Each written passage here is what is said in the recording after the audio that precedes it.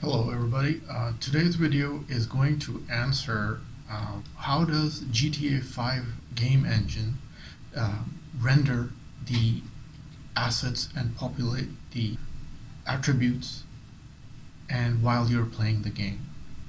I wanted to ask this question because there's so many. I was just thinking, just generalizing that if I take a random moment while I'm playing a GTA 5 game and I'm in like some remote part of the city, and then I drive to a nearby town, so many assets and attributes, they just come into the simulation, and how does the computer do it? And it was just mind-boggling to me because the city or the map of the city is so big that it's got so many attributes at any given point. So I wanted to touch base on this topic today. By the way, this video is for anyone who's a hardcore lover of GTA 5 Rockstar games, and they want to get behind the scenes of data scientists and what you can grasp from computer render on any platform. Before getting into the video, I just want to describe that I'm going to be showing some graphs and some animations as I talk through and describe the process in detail. And basically, the Rockstar Nord had spent years improving their streaming systems in Rage and optimizing what is in console memory. The LODs, as they're known, would be a big part of quick streaming, which include how the map is structured and rendered. So the level of detail within GTA, if there's any one domain where Rockstar outperforms the competition, it's when it comes to LODs. The world of Los Santos exists in so many different versions with more or less details, polygons, everything being streamed while you play without blocking loading the screen. Obviously, you don't notice it. And it makes the whole experience so much more immersive, which is the key thing.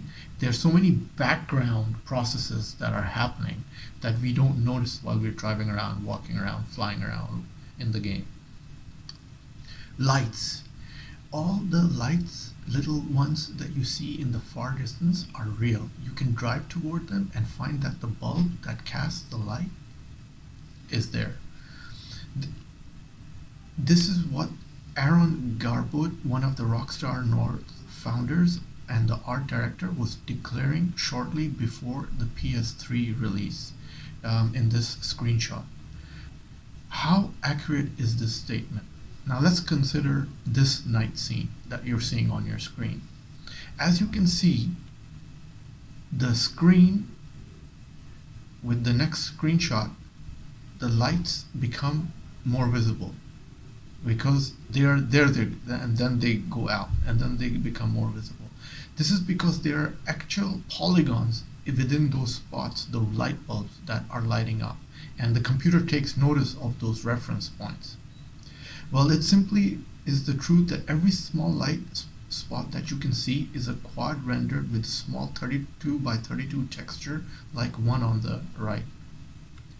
They are all heavily batched into instance geometry, but still it represents tens and thousands of polygons pushed to the GPU. So it's not just a textured image that is behind. It is actual light bulbs in the far distance that are being pushed to the GPU. And in the next screenshot, you can see the car, and these are the actual light bulbs. Without calculating all their graphics, in just randomly showing the light bulbs. That's how many light bulbs there are in this screenshot. The red ones versus the yellow ones.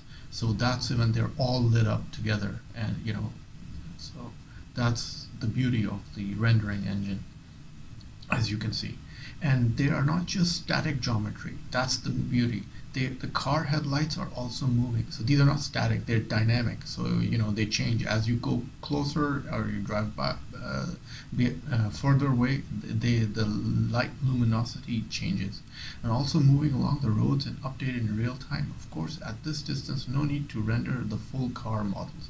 So if the car is coming in the night and you're watching a car coming in front of you, you will only see the two light bulbs, and the computer will only see in its CPU or GPU, graphics processor, only the two headlights.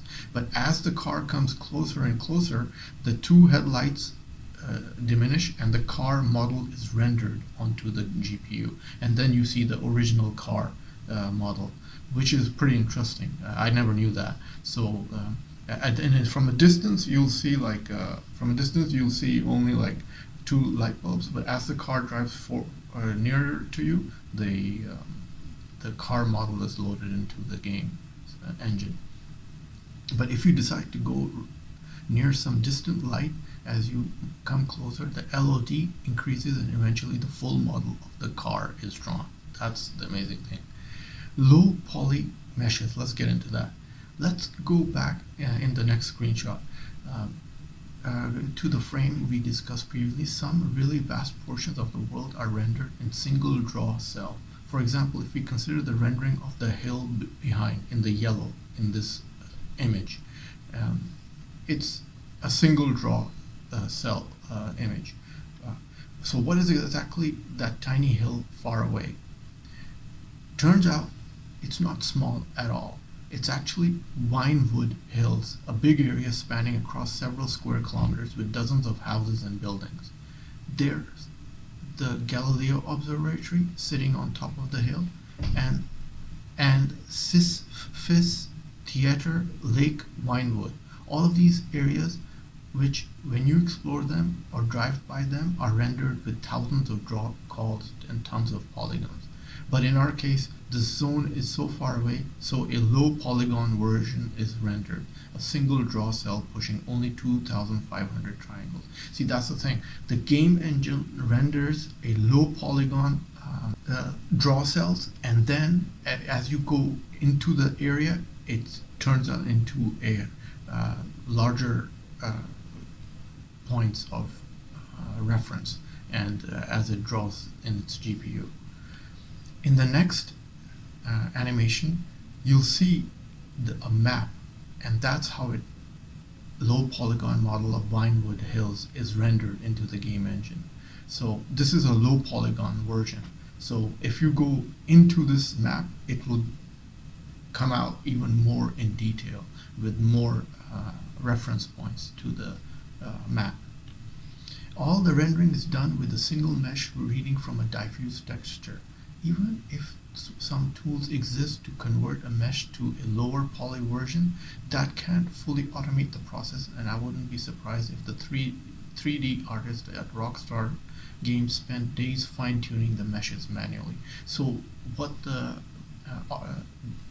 game artists did, as they were driving around in the development phase of the game, each area they went in the Rockstar Los Santos map, they fine-tuned the GPU loading times of low polygons versus high polygons into textures into the map. So that's the beauty of fine-tuning of the game map itself. Another example this time is the Little Seoul district, accounting for several blocks of the city, rendered with a single draw cell in the next screenshot or image animation. You can see the low polygon of the tall buildings and the flat land. So this is a map within a map with its own low polygon textures and high intensity areas. Having a low poly version of the world is extremely useful to render efficiently a reflection cube map which doesn't need to be neither very detailed nor high resolution. For games with a single LOD level, rendering such environment cube maps real time is very costly or simply impossible, and because of high amount of geometry involved. So naturally, if you have a computer and you're running GTA 5 with very little RAM, you're going to see the game is going to perform very miserably. But if you have a computer with high-end, a lot of RAM and a lot of hard drive space with the SSD, then your game is going to perform much better. And that's how it works. And if you have a graphics card, it's 10 times better. Asset streaming. Creating several versions of a world like GTA at different LODs is a huge time and consuming task. It's quite a challenge, but even if you reach this goal, you still need only halfway there. You may have gigabytes of models and textures on your hard drive, but they're all useless if you can't figure out a way to load them efficiently in the RAM or the GPU memory. This is what I was talking about. See, the GTA map is so vast, so at any one time, not everything is loaded. That's what I was thinking. Hey, how does GTA work? The GPU texturing, map texturing. It loads only those textures while you're driving to the objects nearby within the map. When you drive away from the objects, it forgets and tosses them out of the memory.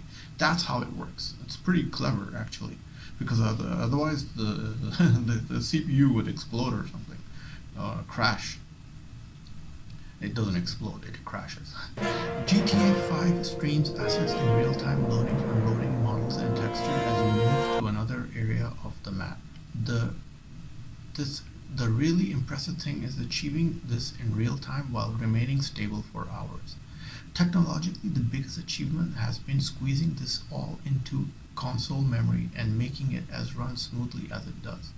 And any stream far more and compress far more into memory, meaning orders of magnitude more detail than ever in GTA 4. So they fine-tuned in GTA 4, but GTA 5 is like the Cadillac of GTA games. So of course the streaming system has its limitations. For example, when you switch a character, the camera jumps from one side of the map to another. In this case, the streaming system is suddenly overloaded, and it is perfectly understandable.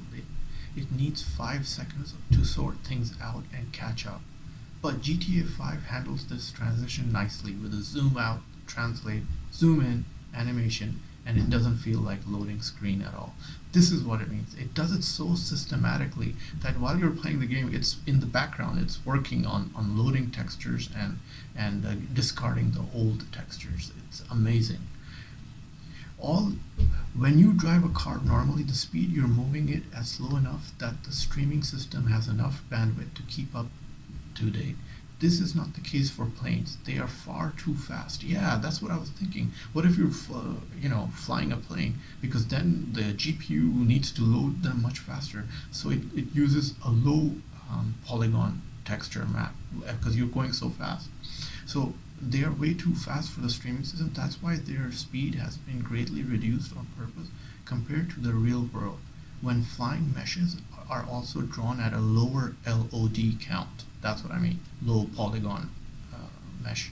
Then when we walking and driving to relieve the pressure on the streaming, but there still can be some pop-in of assets from time to time on the PC or any platform gaming console. A special option has been added for the settings and high detail streaming while flying. Reflections. Since the frame distracted previous didn't have so much water, let's see more closely how swimming pool or ocean is rendered with the scene below. See, in this screenshot you can see how the reflections work. I'm not going to get into everything about rendering, but this is here's another screenshot before the water is rendered, and then this is the reflection map, and then this is the refraction map. So you can see that's how the GPU works, and it's a combination of things. And then they also have mirrors in games these days, so that's pretty interesting in this screenshot. And spotlights and headlight reflections in the next screenshot, and lights, etc.